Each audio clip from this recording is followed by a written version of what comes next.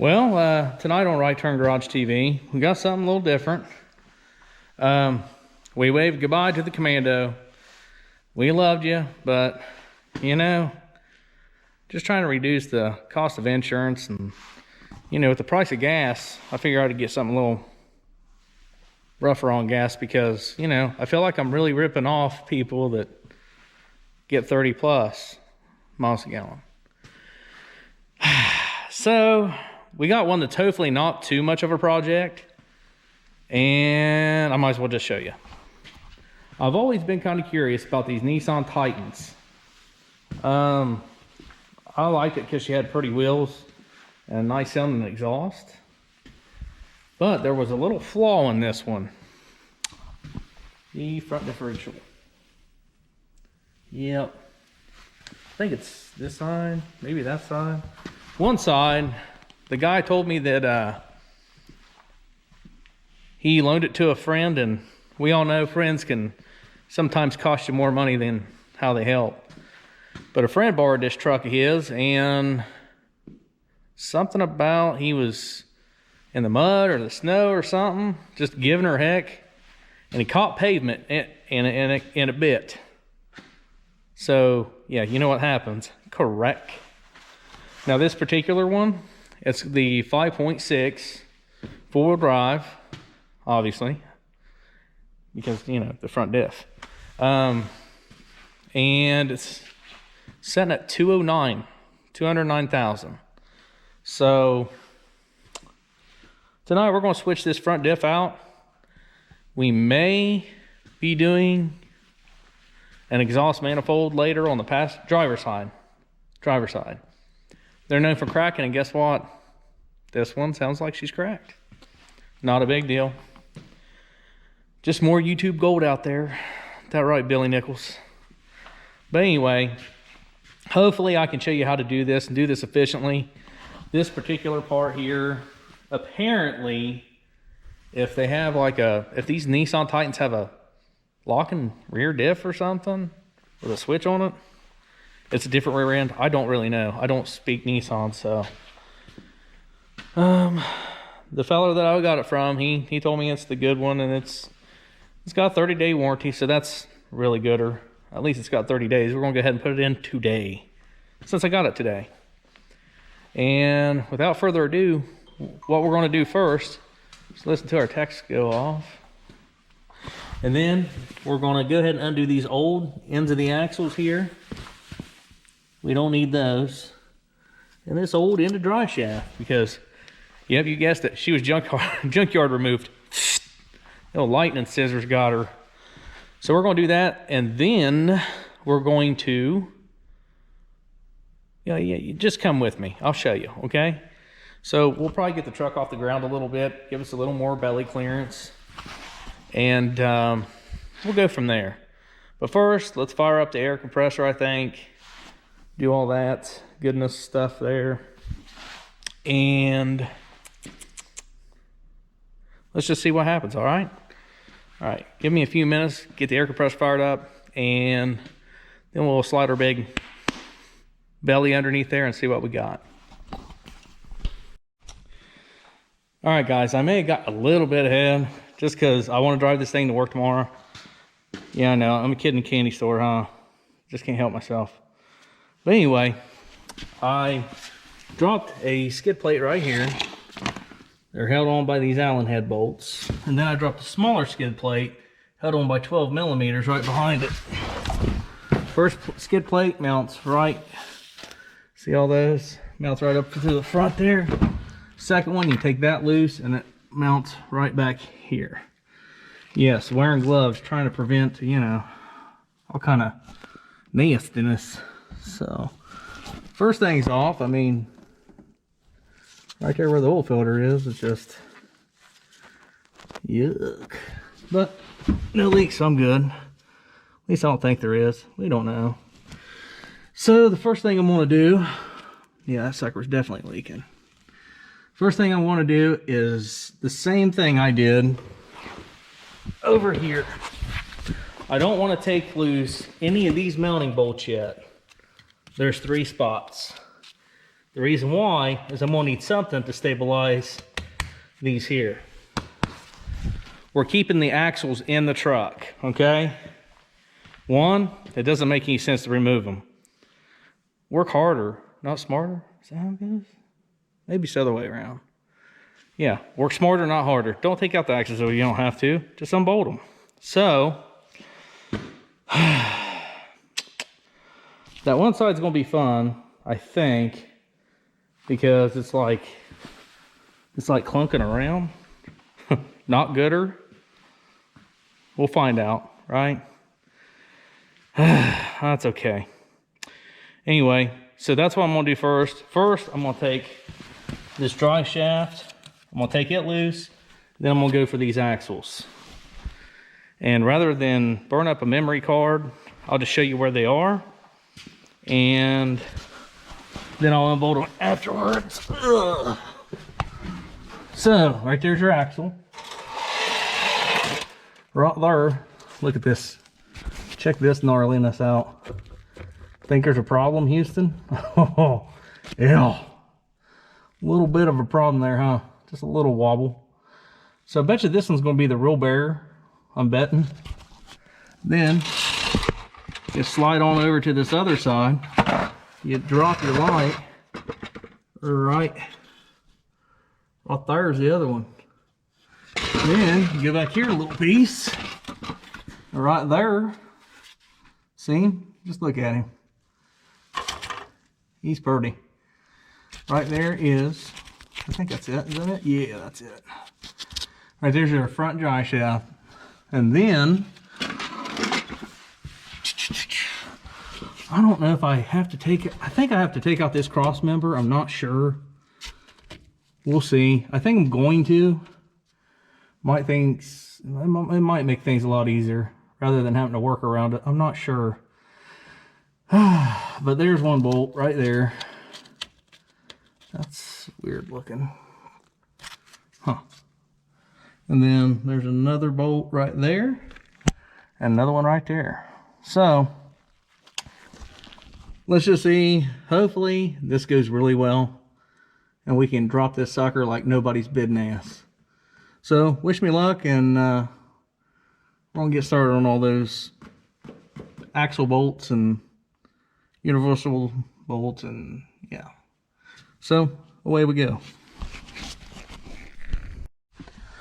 So, if you've gotten to the dry shaft, I purposely left one bolt loose. Hopefully you guys can you see that?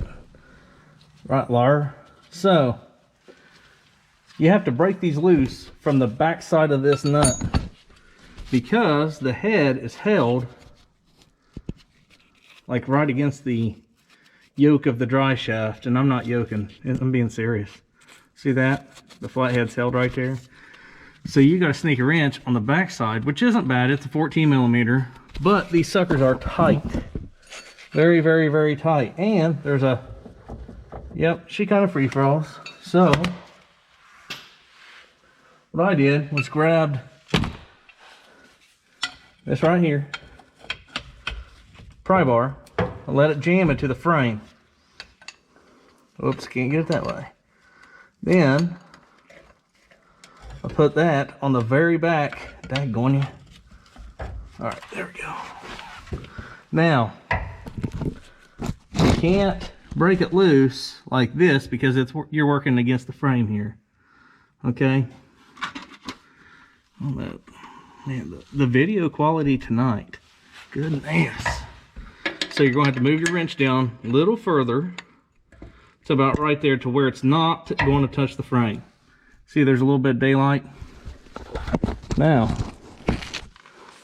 you take that and another wrench and use the cheater method. You wrap that like this. This gives you leverage, along with the,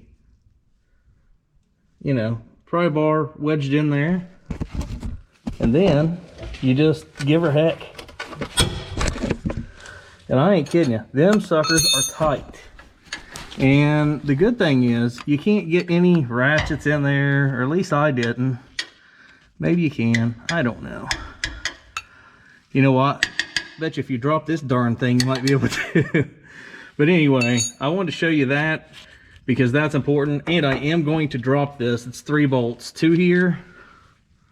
Oh, 4 bolts. And 2 here. So, I think we're going to drop that. Man, that rust tastes good. But then, that don't look so gooder. I don't know. I think we are going to try to drop it and just hope for the best. That way so I don't have to work around it. Alright, so that was one little tidbit. I'll let you know if I find any more. Well, we got it out of there. And you do not have to remove that brace that I was going to. This one right there. You don't have to. I was getting ready to and got one out. If you live in what they call the Rust Belt, aka Ohio, and pretty much anything north, whew, these bolts are tight. They're real tight. And they're rusty, which is good. No, not good at all. It's really bad. So what I'm saying is the axle bolts are tight. These big old bolts are dirty mother. They're 3/4 inch and they're tight. They're real tight. And yeah. So we got it out. We had to angle it a little bit to get it out. You know, it's right there by the oil pan. There is a vent tube right there. You can just squeeze it with your fingers or get a pair of pliers or something. Excuse me, it's on the driver's side. Underneath the trunk looks like World War XII. And like I say, you just kind of angle it a little bit and you can get it right in there. So there's your vent tube I was talking about. See it sticking out right there? So maybe you can't. Hold on. Come here, light. All right, vent tube right there. And you can angle it in between here and there without taking out that brace. Hopefully it's not that bad to throw back up in there by yourself.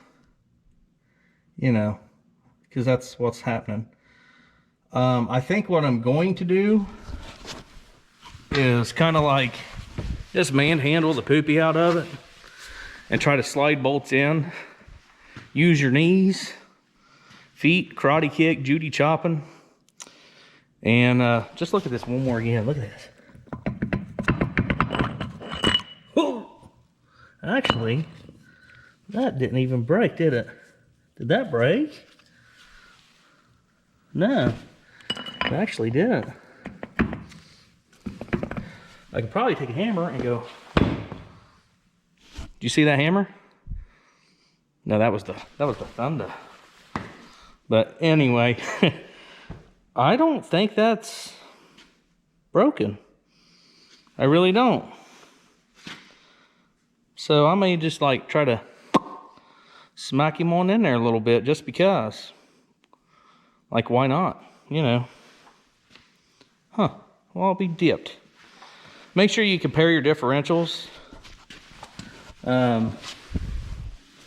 Numbers. You know. I heard numbers are good. That's just Dana, don't it? Look at that. Dana axle. I'll be dipped. There's a Dana.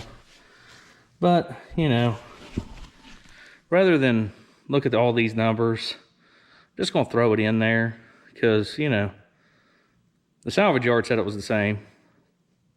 Now I'm going to look at the numbers real quick just to make sure.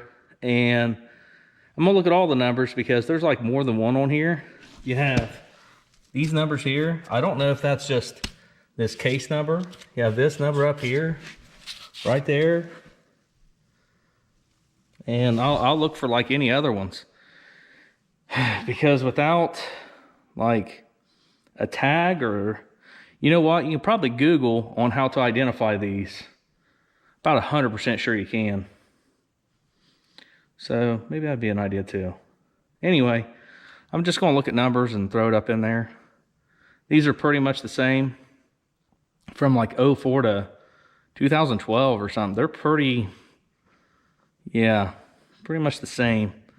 So anyway, we're going to throw this thing up in there once we do some numbers, and hopefully I don't have to drop that cross member after all. We're going to hope. Sorry I haven't been able to get underneath there and really like show you good stuff, but you're going to want a very strong air impact and some nice sockets. I just got this set from the Harbor East freight area, and they have already been worth their money. The Icon, these are impact sockets, and they're 1/2 inch drive. That 17 oh, excuse me. That 17's already, she's already done her trick. I mean, it done really well. So, yeah. So, wish me luck. I'm gonna get down there, manhandle it, and hopefully we'll have it back up in there in about 15-20 minutes, and we'll just go through and tighten all the bolts to that many foot-pounds, and we're gonna send it. You know what I mean? Driving this baby tomorrow. So many MPGs we're getting, we're not. But whatever. You know, looks like a good truck. So anyway, now I'm talking, so I'm gonna throw this in there. And for gigs, I am gonna take a rubber mount, see if I can't smack that in there. That's kooky. All right, give me a few minutes. I'll see if I run into any other snags. To say this is an easy task by yourself is not the case at all. This thing is like, clean that lens off a little bit. It's trying. So what I had to do, I've already got it up under there. Sorry guys, I was not willing to record and edit all that, because no. So what I did was placed it underneath the truck like this with a jack under here. Once I started raising it, it kept sliding, this, that, and the other. So what you want to do is eventually get the jack underneath this point right here. So whenever you get it up over this lip, dang it, that light's all the way up there. Remember this bar we couldn't take out because my truck is in the rust belt apparently? As soon as you can get this over it, you can flop that over, and this side of the axle will actually, she starts like this way. Then as you work it up, you pull it back this way and you straighten it up, and you can go ahead and throw in your bolts. And sorry guys, this is not a great video. This thing, where it's so awkward designed, it was really tricky. Everything was super rusty, super tight. I couldn't even get that. If you can get that little cross member out, take it out. My bolts were stripping, and yeah, we're not doing that. So I'm gonna zing it back down as close as I can and just call that good. I mean, that's all you can do. But it is done the correct way, which is a plus. The vent tube, don't forget to plug in your vent tube. It's the little tube right here. That's actually very important, because if you don't plug it in, you'll end up with a bunch of differential fluid on the ground. Then you'll be doing this job all over again, because they have to vent. That vent goes upward, you know, because heat, pressure, and all that good stuff. At this low, it'll push the fluid out whenever it's under pressure. If this hose goes higher, it makes it harder to, and it allows it to vent.